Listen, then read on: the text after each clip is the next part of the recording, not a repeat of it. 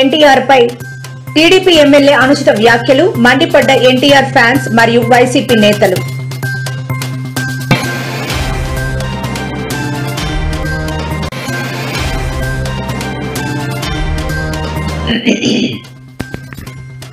ఎన్నికల సంఘాన్ని ఏమీ అనడానికి వీలు లేకుండా చట్టం తెచ్చారు. కేంద్రంపై రాహుల్ ఫైర్.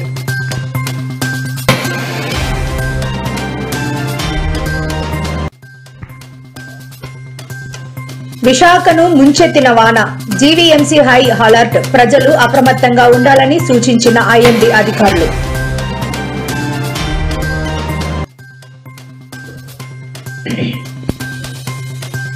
రామంతపూర్ ఘటన, మృతుల కుటుంబాలకు 5 లక్షల రూపాయల పరిహారం ప్రకటించిన రాష్ట్ర ప్రభుత్వం.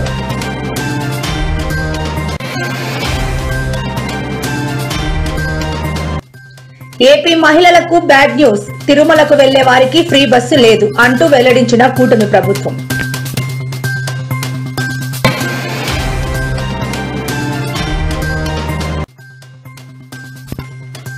హైకోర్టు అనుమతితో తాడిపత్రిలో అడుగుపెట్టనున్న కేతిరెడ్డి. తమ్ముంటేరా తెలుసుకుందామంటూ కేతిరెడ్డికి జేసీ ప్రభాకర్ రెడ్డి ఛాలెంజ్.